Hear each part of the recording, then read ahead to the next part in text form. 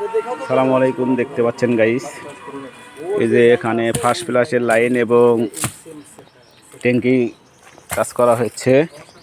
এটা হলো wash line, যেটা মেঘের পানি এপাশ দিয়ে আসে এই যে এখানে দুটা ফিল্টার, দুই পাশে দুটা ফিল্টার দিয়ে পানি পাস করবে।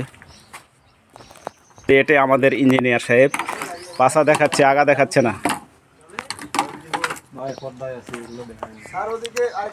দিয়ে আকাশের পানি ছাদে পড়বে, ছাদ থেকে আসে মনে করেন এ পাশ দিয়ে ঢুকবে, ঢুকে ওই পাশ দিয়ে এদিক দিয়ে এসে এ পাশ দিয়ে এসে ট্যাঙ্কিতে ঢুকে মনে করেন এই যে এটা ওয়াশ লাইন রাখা হয়েছে, এটা এপার দিয়ে আরেকটা সংযোগ বাকি আছে, এ ট্যাঙ্কিতে ঢুকবে। এ ট্যাঙ্কিতে যাওয়ার পরে ওই যে ওখানে দেখতে পাচ্ছেন একটা বোরিং করা আছে, মোটামুটি 200-300 ফিট সেই ভিতরে যাবে পানিটা মাটির তলে, যাতে পানির লেয়ারটা বেড়ে যায়।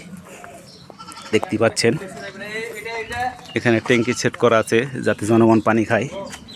সোলার এবং বিদ্যুৎ দুটাই লাইন। এই যে এটা হলো মোটর। এখানকার ভিউটা আপনাদেরকে কেমন লাগছে কমেন্ট করে বলবেন।